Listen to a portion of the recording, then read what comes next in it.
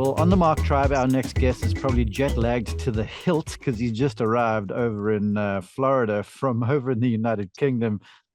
He's Reeves Weedon, and if you're watching on YouTube, there he is. Audio listeners, Reeves, welcome to our show. How are you doing? I'm very well, Mark. Thanks very much for listening to my story. I have a story to tell. I'm looking forward to sharing your story, but before we do that, let's put you into context for our global audience. So tell us about Reeves, how you start, where you came to, how you came to where you are, etc., etc. Okay. Well, I was a boy golfer. I come from London in the UK. All right. I was representing England when I was about 13, and I was supposed to be the next Peter Oosterhouse. Yeah. Wow. And look, he's a former colleague of mine, a legend with CBS. I do want to pivot back real fast because I've lived in London. We have a lot of fans over there in Europe. Where in London were you from? I come from, I actually come from Hertfordshire, which is, on the borders, as you know.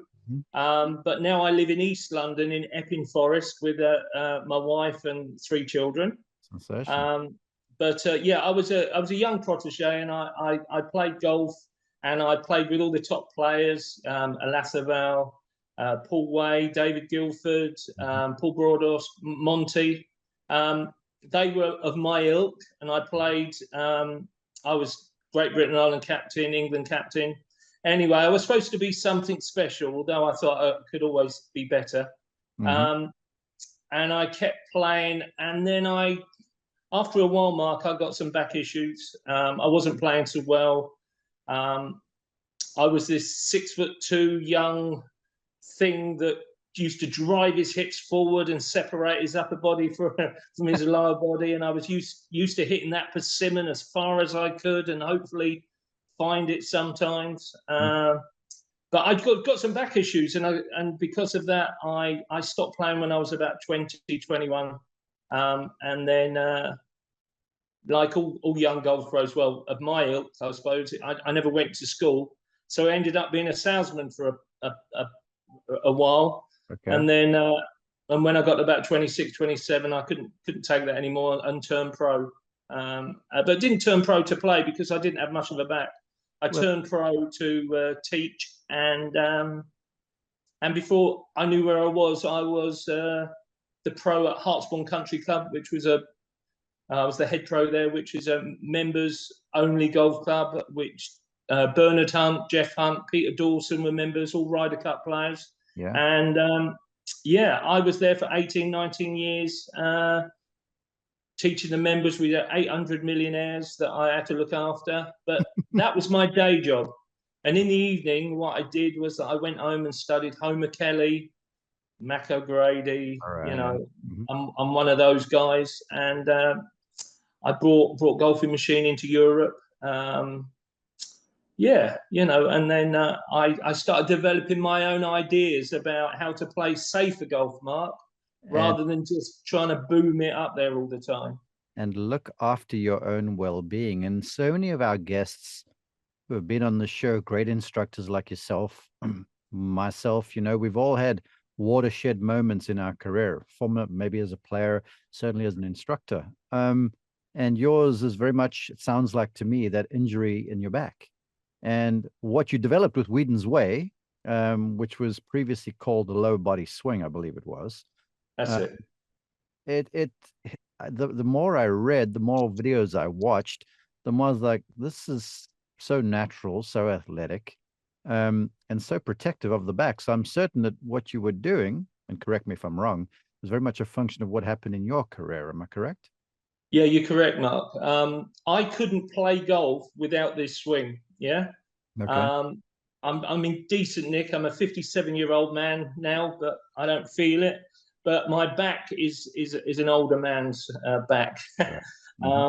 But I developed a system where the ground powers the golf swing, and if you can walk, if you can run, if you've got mobility in the legs, you can do this. It all comes from mathematics and physics. I didn't make any of it up. I've got published research on it, which is really good. All right. I've spent over £150,000 on it, and ended up doing some research with Michigan State Universities with the US Olympic doctors there. They saw me present some information at the American College Congress of Sports Medicine in Orlando, funny enough, in 2014, and they liked what I did, and they asked me to go and join them. So I spent about 18 months up there with them, and I was supposed to start a business with them up there.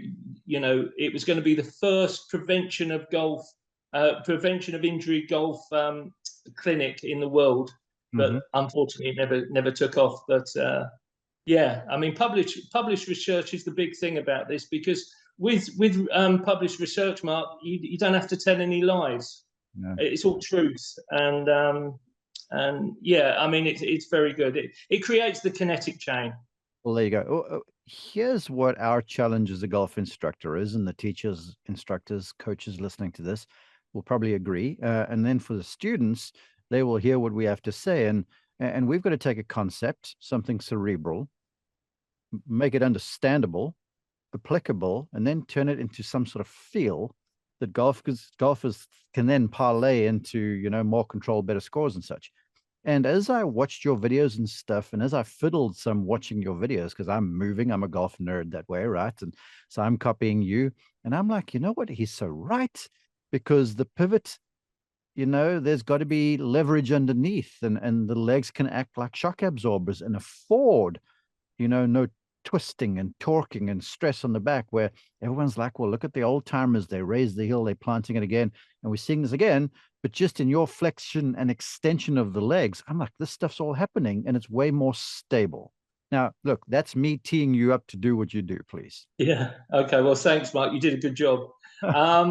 Basically, the modern golf swing. Let me tell you about the modern golf swing that injured me or didn't make me reach my optimum in golf. Right. On the downswing in the modern golf swing, when the thorax accelerates, the pelvis decelerates. Yeah. Okay. So in effect, they're working against each other. They're working in different directions. What that will do is that will inflict massive torque on your lumbosacral spine at L4, L5, and L5S1, your sitting position. And you've got every golfer and listening to this and watching this going, yeah, that's me. And I've heard the doctor say that, and he's listed those L4, L5, etc. numbers. That's it, mate. That's it. So our golf swing, we get to move all the joints in your body that are made to move. I'll say this only once. All right, okay. Your toes, the ground pound's the golf swing. So our golf swing, the toes move the ankles move the knees move the hips move the shoulders move the elbows move the wrists move the fingers move the club, and the club moves the ball. That's the kinetic chain. Yeah. It sounds like that old, you know, gospel song, you know, the knee bones connected to the, you know, and it's so true. It is so true. And here recently I had Terry Hashimoto on the show, and he was talking about how he believes the golf swing started from the ball, basically, of the front foot or the toes, like you. And that sets the whole motion on the road. And I was like, you know, I guess for good golfers, you don't think about that. But the truth of it, that's how it happens. But a lot of folks then try to start the wrong way. Now, I'm going to go to things you didn't believe in. The one-piece takeaway, the weight distribution. Yeah. And then you said in the downswing how folks were trying to, I can't even describe the way they rotated and such. But so I want you to teed it up. Now, talk about the one-piece takeaway and why that's detrimental, and talk about, you know, weight shift and distribution and why that was detrimental in your opinion.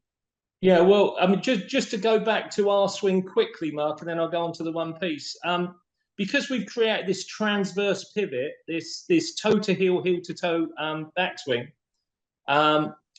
back pivot, our thorax and our pelvis work at similar speeds. So there's not that aforementioned torque on the back. So not only will you have safer golf, you will have no performance loss, which is amazing. Because going back to the old timers, like you said, they used to raise their feet up in the air. Well, that was the classic swing. Well, they didn't hit the ball far enough compared with the modern golf swing. That's why they changed when they saw Jack Nicklaus and they saw Byron Nelson. They went with that swing, as you know, being a student of the game. So our golf swing not only creates more power, you play safe golf. So longevity is really important for a golfer, as you know. You know, we want as many golfers to play as long as they can as golf coaches. Okay. Going on to the one-piece takeaway, that, you know, the kinetic chain, Mark, needs an impulse to start it. Yeah.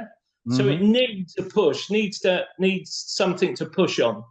Well, the one-piece takeaway is a movement where the arms work in a straight line away from the ball. Yeah, right. Now, many straight lines in the circumference of a circle.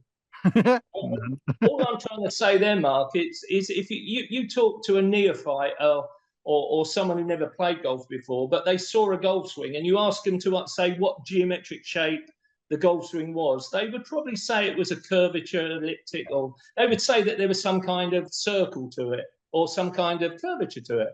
But the one-piece takeaway, as soon as you move the club away in a straight line, now you're struggling, yeah?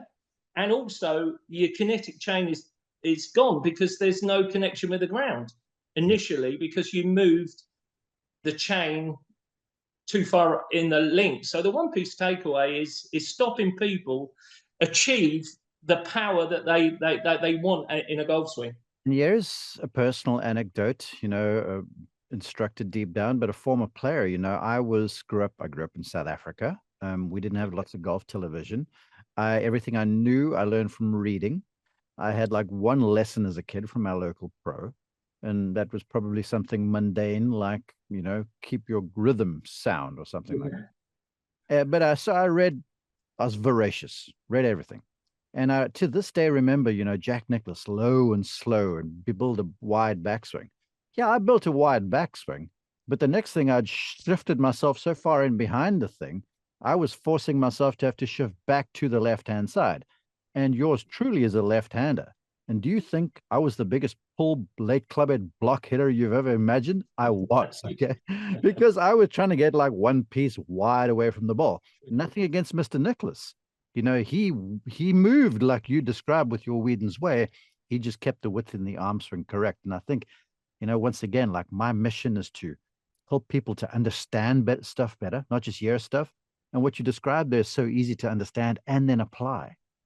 Yeah, well, if I can go on from that, Mark, this transverse pivot is toe to heel, heel to toe weight shift, yeah, which actually feels down into the ground on the backswing and up off the ground on the downswing and follow through. So it's a down and up movement, which is the effect, not the cause, because you're walking, you're toe to heel, heel to toe.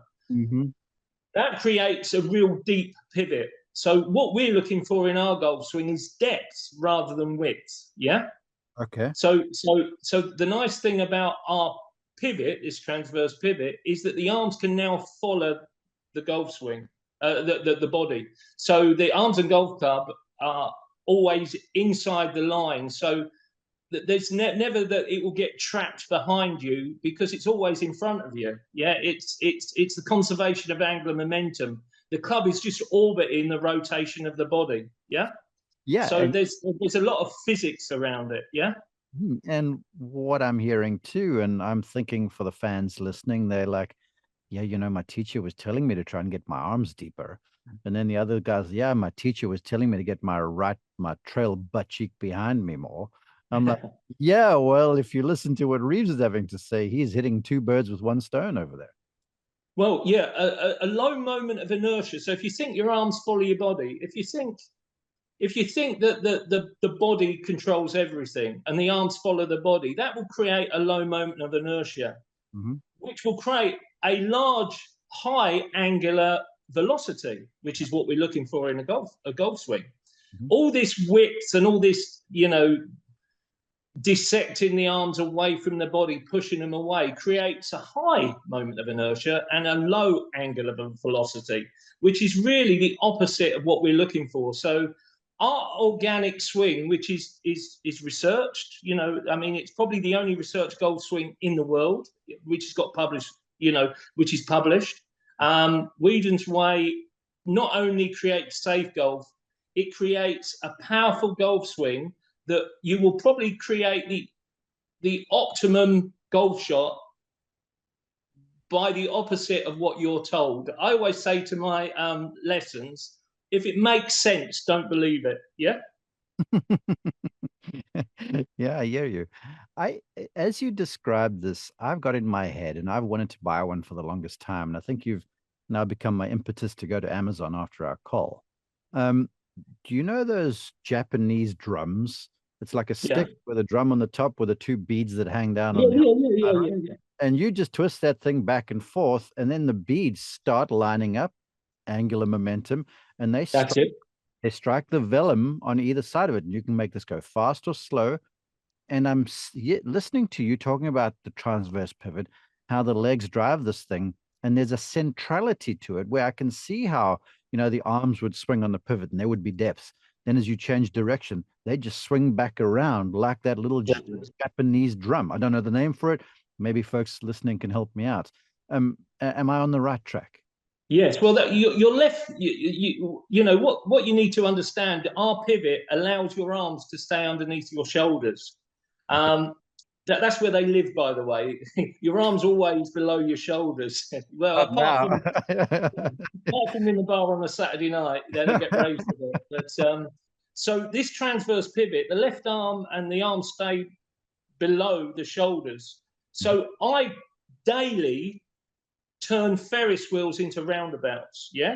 Yes. But these roundabouts create massive velocity and safe golf. So, the other thing for us coaches, you know, every golf pro, every golfer that comes to us, or a majority of golfers come to us, fan the golf club, yeah? Yeah. And I spent a lifetime, like you have done, Mark, I presume, telling everyone that on the backswing, there's one piece takeaway that you've got to keep the club head outside your hands until hip high.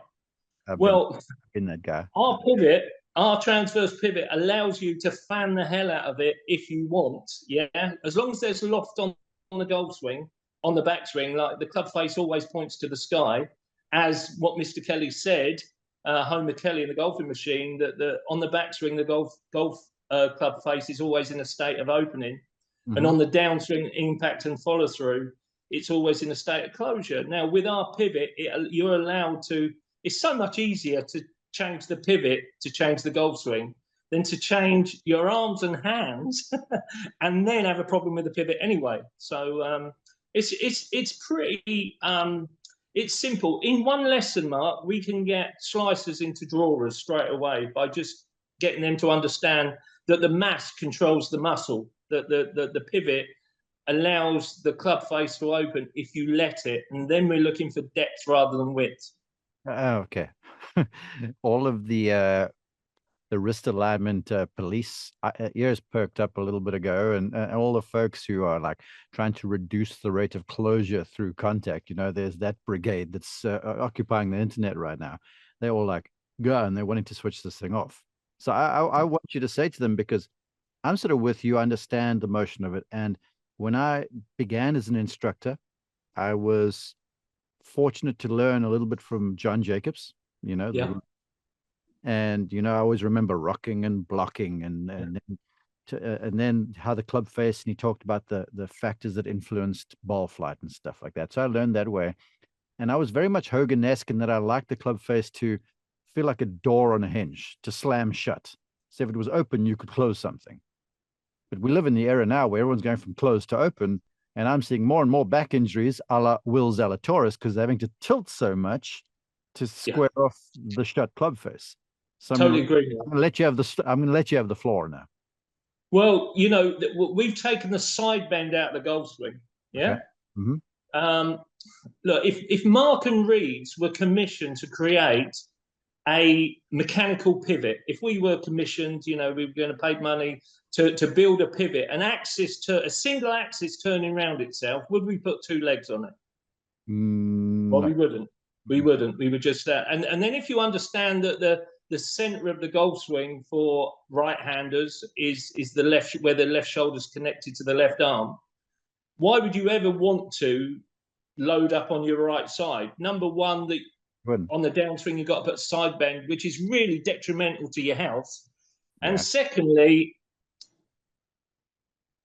if you've got a single pivot, you've got a club working round an axis, it's not needed. It's just that golf, golf has been taught you've got two legs, use them. Well, you don't need to use them. Yeah. You need to use your weight through your toe and heel to toe, which is really good, because all people do that all day without thought. It's called walking. Yeah, you know what, and you think too, because now my mind's going all over the place. I do this. Our fans thankfully accommodate for this tendency. Like when I watch great strikers, and I've been around them all, like you, there's a softness to their knees that I want to teach, but I can't necessarily describe.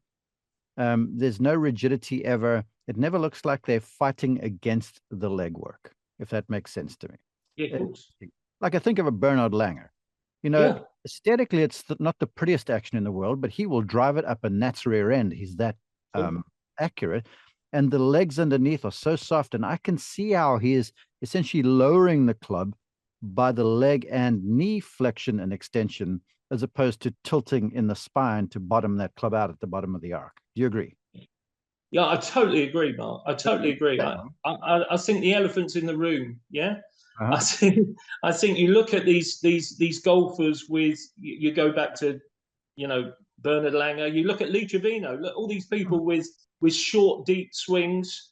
And then you look at Fred Couples, who's, if he could play every week, he'd win every week, but he's got so much side bend because his arms are in that bar every week above his shoulders, and his weight goes from instep to outstep, back to instep, outstep to instep on the way through.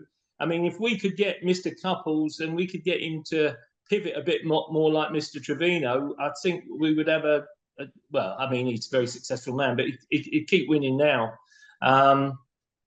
I look at John Rahm to a point as well. Everyone's looking at these long hitters now, and they've got these short swings, but they've got deep swings. See, they've got depth. They haven't got width.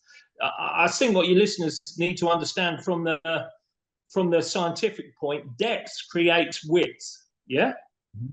And us golf coaches have been told for ages to try and get wide. Well, wide, like I say, creates this high moment of inertia, which isn't good for your body and isn't good for velocity. Yeah. So there's no good playing bad golf and getting injured. There's no fun in that. We've created a method, Mark, that and the great thing, like I say, it's been published in research. They said we're right, and I'd like to do some more research. It's just getting the money to do it, because it's not cheap. But since I have got the published research, people take it a lot serious. Yeah. Well, look, they'll start to take it seriously when they hit the ball better too. Exactly. Having worked with PGA Tour players and European DP World Tour players, they don't suffer fools lightly. If you're not bringing them stuff that's working, then you're out of the door. I mean, it's a golf teaching carousel out there. I want to quickly just again talk about, because your video that I watched online shows it beautifully. So I want you to describe, the heel to toe thing and how the knees move underneath and how they are the driver for this entire swing for people, please. Well, if you think about the conservation of angular momentum, you think about centrifugal force. Yeah. Yeah. If everything, what goes out comes back in. Yeah. All right. So, toe to heel, heel to toe weight shift, or toe to heel on the backswing, creates that your pelvis, your pelvic area or below the belt buckle becomes concaved. Yeah. So there's the bum goes back. Yeah. Now, if you understand what conservation of angular momentum does, is that or the golf swing does, the power through this kinetic chain comes out your arms. Yeah.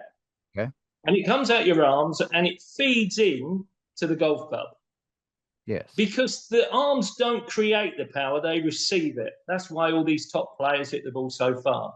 And then you watch the golf at the weekend, and the commentator says about club head speed, and everyone goes out there and tries to hit the ball harder with those hands. Yeah, exactly right. Yeah.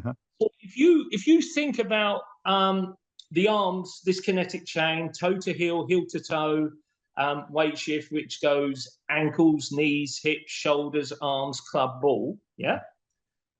If you think that the power's coming out your arms, then your pelvis has to be concaved and your bum has to be back. As in, if you can think about a tug of war, if you're in a tug of war, all you're trying to do is push your bum as far back as you can to take the force of the rope. Or if you've ever seen anyone on a speedboat, water skiing, the force in front of them, they're trying to get there, which they're holding onto the rope. Yeah. They're trying to make their bum or their pelvic area as concaved as they can. Yeah. And not convexed. Yeah. A normal pivot in golf, a side-to-side pivot that creates a lot of side bend, has got to try and resist that force. Well, it don't make sense to me, because if that, you're just going to get pulled forward all the time. Yeah, absolutely.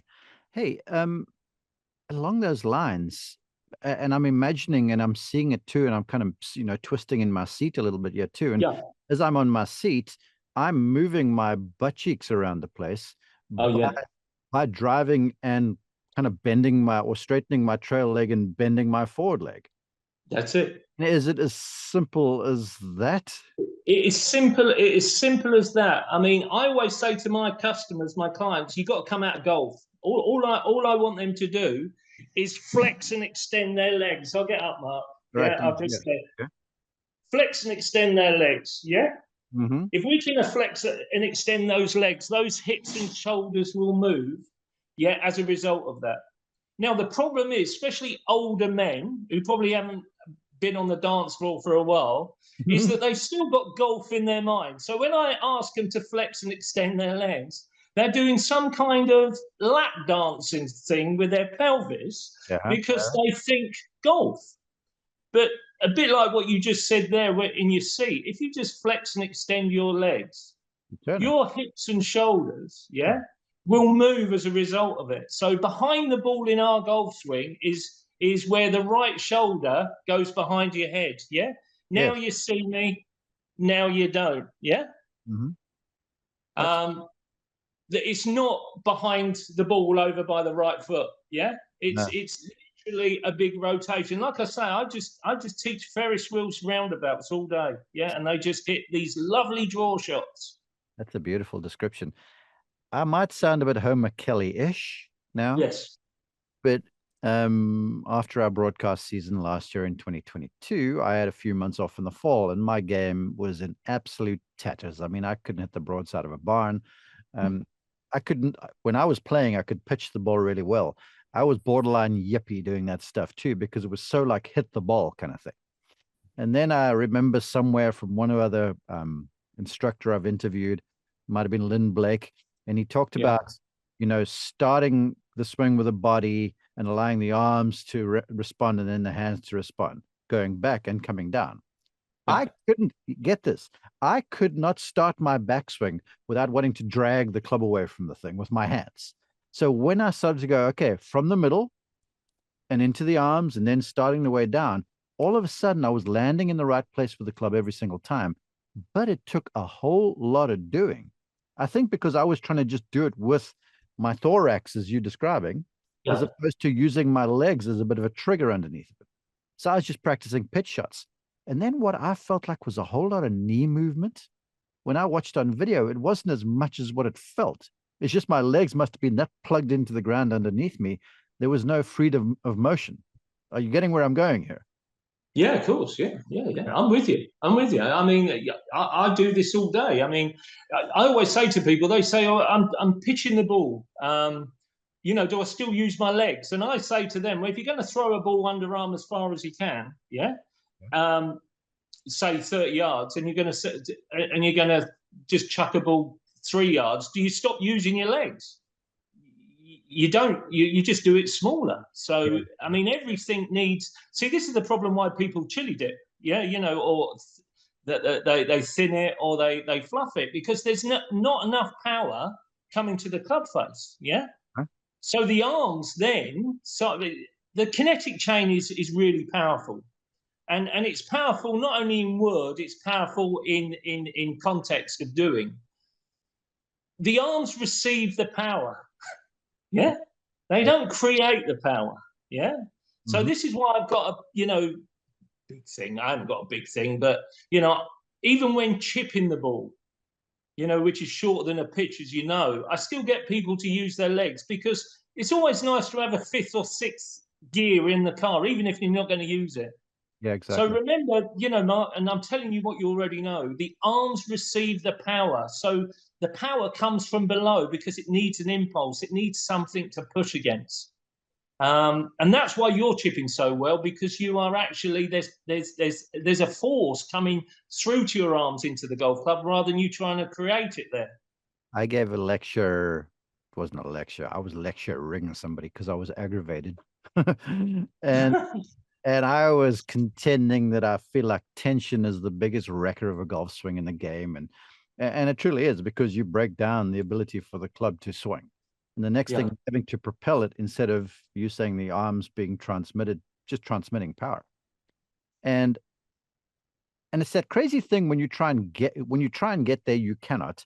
But when it begins to happen, all of a sudden you're like, my arms feel relaxed and the club's squaring up. And my shoulders don't feel as tense. And the club's coming from more inside the path. I'm not heaving the thing over the top of the downswing.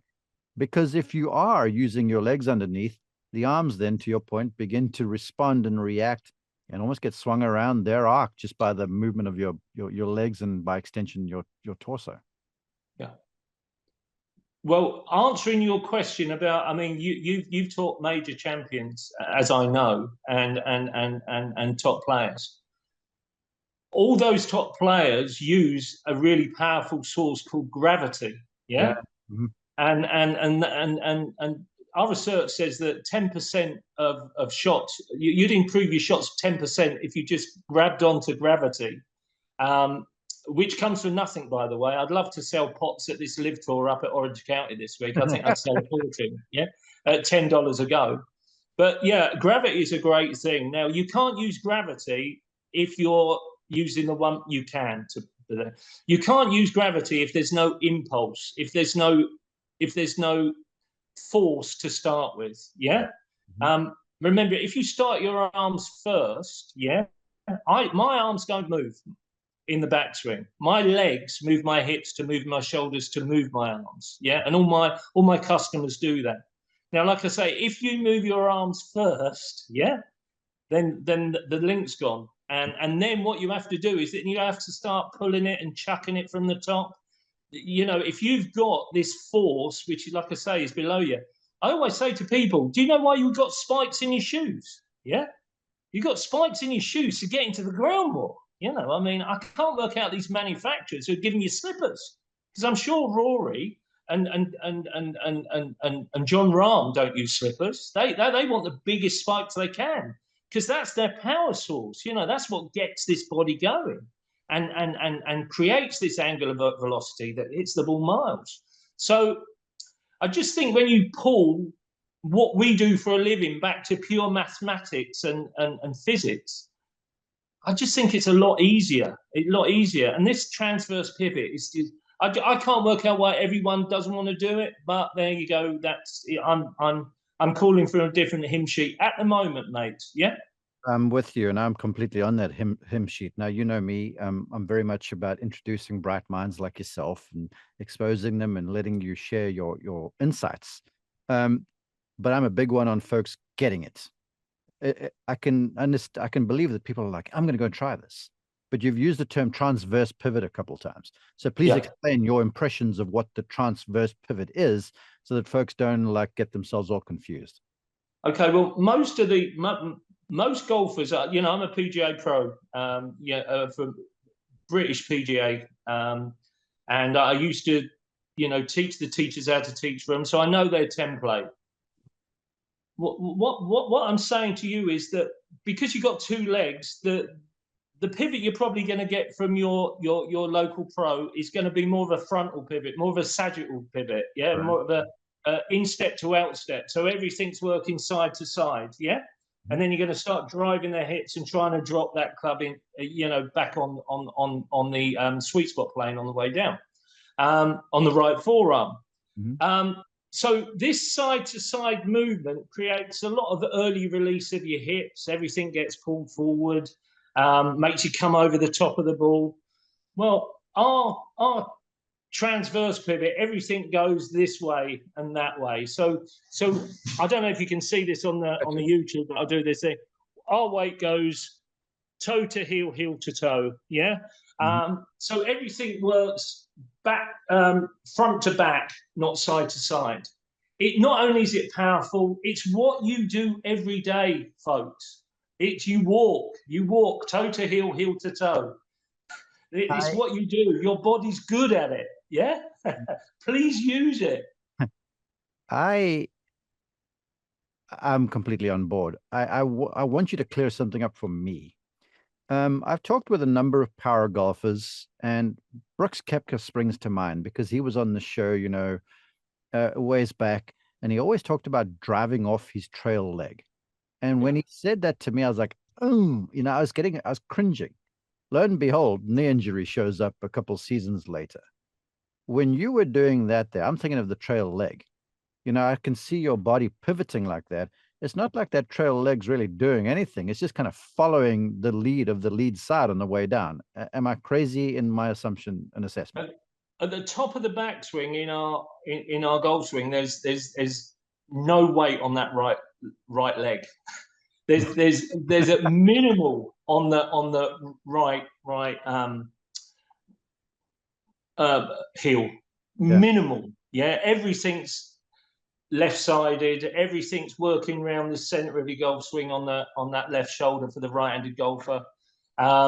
Left arm's below the right shoulder. There's loft on the club face, and there's no need to put any side bend in the golf swing to actually drop that club back on that right forearm because it's already on that right forearm. Yeah, yeah. We don't need to reroute the club because it's always a bit. We use this word in golf a lot, Mark, and I'm sure you being on the tour, they use it all the time. That lag. Yeah. How can you lag something if you're behind it? You've got to be in front of it. Mm-hmm. Yeah. You want to lag the sweet spot. You want to lag the face. You want to. How can you do that if you're? That's why I always get behind the ball. Well, that's a pushing action. Yeah. You got to. I want to pull, but I don't want to pull. I want to be in a position to pull. I want to. Our golf swing, as soon as we make our toe to heel, heel to toe, our head goes straight to the center of the golf swing. It goes over my left shoulder. Yeah. I don't try and do that. That's just the biomechanics of our body, how it works. Yeah. Yeah. Like I say, it's organic, mate. Yeah. Doing it for the folks watching on YouTube right now. Most golfers, if I chop for right-handers, if I chopped their right leg off, and their left arm, they would hit better golf shots by the rule of thumb, or better shape golf shots than they would with two arms and two legs. Yeah. Truth. Absolutely. Absolute truth. I mean, I can't tell you how many folks. I was working with a lady who was at that stage the captain of the German national ladies team. Flushed it. Couldn't pitch the thing for her life. Man, a 30-yard shot over a bunker, she was cooked. She'd putt around the bunker. And I made her hit pitch shots off the left leg only. And all of a sudden, she started hitting them flush because she couldn't react. There wasn't a throw the club head around the place to hit the golf ball thing. And she looked up at me after about 45 minutes of not miss-hitting one, left-legged only. She had her right foot kind of behind her, just tiptoeing. She goes, I try this in competition. I was like, by all means, I don't care. Lo and behold, I watch her a few days later, third hole. She's got to pitch something on a par 5 over a bunker. Right leg goes back on her left leg only. Turns around that, clips it lovely up there about 10 feet. The smile on her face was, I still can remember this to this day, to your point of being like, onto your left side and then just pushing up because your body just will naturally turn around that forward pivot. Exactly. That's how our body works. Our pelvis, our legs, we work on a rotation when we walk. We don't walk like golf is taught, I mean, I could talk hours about this stuff. I've got reams of research on it, and This, you know, I just think it's a very good system. It's not even it's a very good way to reach your optimum in golf, optimum without performance loss. yes, and without injury, which is a big deal for most Yeah, folks, everyone, even the professional golfers listening. sure. And what I hear too is, like, as I think about this and as I think about the image of how it rotates, the chances of flipping the club or releasing the hands too early are almost made moot, given the fact that the body is dominant. And I use that term lightly because you're rotating. Early extension, all that kind of stuff. This is going to be a thing of the past if they do what you're saying. So now I'm guessing, do you have instructors that can teach this method, or is it just you and you're the originator? Well, the reason I'm over in Orlando is that I've got there's me, Yeah. and there's lots of people who follow me. Yeah. But Florida or America is the capital of the world for golf. And I think in October we've got the opportunity to bring it to the States because of my people who follow me on my internet site. A majority of them are Americans who say, "Can we have a bit of this? You know, we want to play. We want to play without injury. We want to play again because we can't with injury." So it looks like in the Orlando area in October we could have a position to work. Yeah. Just had a meeting this morning with Lauren Anderson, who's the head of the proponent group, which I'm a member. And by the way, Lauren is a great supporter of me. He just told me this morning, think about this, Mark. This is really important. It said that 50 plus million rounds of golf a year are cancelled in America through to injury. Cancelled. 50 plus rounds of golf. Now, this is the data, man. He's got all the data. Now, if you think that 35% of all injuries in golf are back injuries, 35% is the highest. Well, you work that out. Yes. You work that 50 plus a year. Just think about golf manufacturers. Just think about golf course owners. Just think about golf pros. Just think about how many more people we could have to teach. 50 plus million a year just in America. Crazy. Wow. Well, look, I'm excited that we could feature you before this came to a reality. And folks, if you're listening to this after November of 23, good for you. Go and find a Reeves Weedon golf instruction school, I guess. In the meantime, I think it's good, Mark, because, you know, especially being in America as well, is that, you know, we're almost coming out of that, you know, golf coach. We're actually trying to help. I've been helping people and like yourself, but we're trying to get people back into the game who just think, I can't play anymore. Yeah. Oh, well, that's the first place to start. In the meantime, if folks wanted to find out more from you, please share the website, the social media, that sort of stuff, please. Yeah. I'm see, I'm a bit of a geek. I'm into the research and I'm into all that bits and pieces, you know, and I don't use much video when I teach. I think people want to see the change of shot and all that kind of stuff. I work with some false plates, but not much video because I think, hey, look, if you're a top coach, yeah. I mean, if you were going to teach me to get on the PGA Tour, yeah, you'd have to make me longer, not straighter, yeah. So you know, all these people, all our guests today, looking in mirrors at ranges, trying to form the right looking swing. Rory doesn't care how he swings it. John Rahm doesn't care how he swings it. He cares how far he hits it. Yeah. So physics is more important than geometry. And that's what I try and get into: mathematics, physics. I don't really teach golf. I teach motor skills. You know, I teach your body to work. I don't really care if you've got long arms, short arms, long legs, no back, a big back, because we all going to look different. But if you come for a lesson, you're going to hit the ball a lot further with me, and you're going to hit a draw spin shot. And you know, as for us as coaches, Mark, if you can get people to draw the ball, in the first lesson, then you got a big chance, mate. Yeah, they're believers. Yeah, well, yes. I've joked with people. I'm like, one day when I check into the heavenly fairways, all I want is a little plaque somewhere on a golf course somewhere that says, "To Mark and now Reeves, who taught all bad golfers to draw the ball and all good golfers not to draw the ball." Because that's Exactly what we do. You learn to hook it first, then you manage the hook, right? Of course it is. Yeah, of course it is. I get that all the time, Mark. You know, they say, "Yeah, I want to fade it like Dustin Johnson." I said, "You're not on TV." Okay. They go, "Yeah, no, but I want to." I said, "You're not. You don't want to do that." He's trying to fade it because he's it too far. He's trying to control it. You need to hit it somewhere near him. Okay. Is there a place, social media or a website people can find out more about you? Yeah, I've got a website called weedonsway.com, weedonsway.com. If you want to get in touch with me, info@weedonsway.com. Right. WeedonReeves@gmail.com. That's fine. This is the start, Mark. You know, hopefully it's going to happen. I'll be over here, and we're gonna get this brand going. And I've got something to give, and I've got a story to tell, and I think it's important that I get it out there.